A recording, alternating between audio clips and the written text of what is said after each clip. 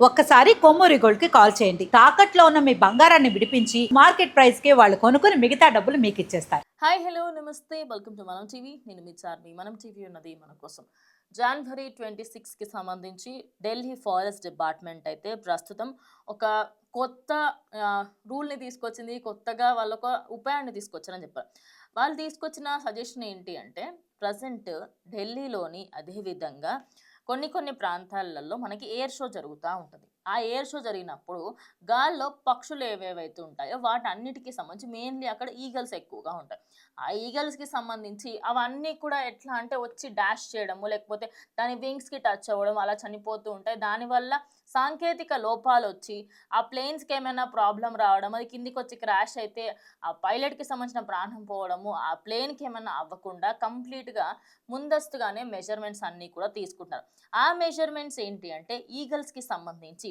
So Delhi forest department అయితే కొత్త స్ట్రాటజీతో ముందుకొచ్చింది. అదేంటంటే 1275 కేజీల చికెన్ను అక్కడక్కడ ఎక్కడైతే ఎయిర్ షో జరుగుతుందో అదే కాకుండా దాని నుంచి కొంచెం దూరమైన ప్రాంతాలలో ఆ ఎయిర్ షో జరిగే ప్లేసెస్లో కాకుండా కొంచెం దూరంగా ఈ చికెన్ అయితే పెట్టడం జరిగింది. ఆ ఎయిర్ షో జరిగేటప్పుడు ఏ ఒక్క ఈగల్ కానీ ఏది కూడా ఆ ఎయిర్ క్రాఫ్ట్స్కి అడ్డంగా వచ్చు. ఎందుకంటే ఈ ఎయిర్ క్రాఫ్ట్స్ అనేది ఫ్లైట్స్ ఏదైతే ఉంటాయో వాటికి చాలా చాలా చిన్నగా రంధ్రాలు ఉంటాయి. వాటిలో కొంచెమైనా ఏదైనా పోయినా కూడా ఏ చిన్న మిస్టేక్ అయినా కూడా అది బ్లాస్ట్ అయ్యే అవకాశాలు ఎక్కువగా ఉంటాయి. సో ఖచ్చితంగా ఎయిర్ షో చేస్తారు కాబట్టి ఆ ఎయిర్ షోకి ఎలాంటి సాంకేతిక లోపాలు రాకూడదు అని చెప్పేసి ముందు నుంచే ప్రిపేర్ చేస్తారు.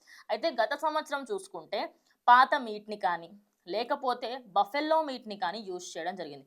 కానీ ఈసారి మాత్రం కంప్లీట్గా 1200 కేజీలకి సంబంధించి చికెన్ మీట్‌నే యూజ్ చేస్తూ ఉండడంతో ప్రెజెంట్ అయితే ఈ ఫైటర్ జెట్స్ ఉంటాయి కదా! అవి ఆ ఫైటర్ జెట్స్ కంప్లీట్‌గా ఎయిర్‌లో ఒకదాని నుంచి ఒకటి టర్న్స్ అవ్వడము, ఆ టర్న్స్ అండ్ వాటిలో ఎలాంటి సాంకేతిక లోపం ఉండకుండా వాటికి సంబంధించి టెక్నికల్‌గా ఏమేమి ఉన్నా అవన్నిటిని కూడా రిజాల్వ్ చేసుకుంటూ ఉన్నారు. ఓవరాల్‌గా చూసుకుంటే రిపబ్లిక్ డేకైతే కంప్లీట్‌గా ప్రతి ఒక్కరూ కూడా రెడీగా ఉన్నారని చెప్పాలి.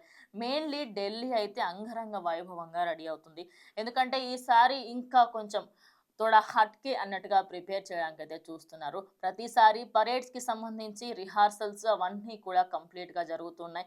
అండ్ టెర్రరిస్ట్‌లకు సంబంధించి కొత్తగా వాళ్ళ టెక్నాలజీని కూడా యూజ్ చేస్తూ ఉన్నారు. ఓవరాల్‌గా చూసుకుంటే మనకి సంబంధించి 2026 జనవరి 26న ఏదైతే మనకి రిపబ్లిక్ డే రోజు ఖచ్చితంగా ప్రతి ఒక్కరూ కూడా మీకేమైనా తప్పుగా అనిపించినా, మీకు దానికి సంబంధించి ఎక్కడైనా డౌట్ వచ్చినా కూడా ఖచ్చితంగా పోలీసులకు కంప్లెయింట్ కూడా ఇవ్వాలి అంటూ అక్కడి పోలీసులు చెప్పుకొస్తున్నారు.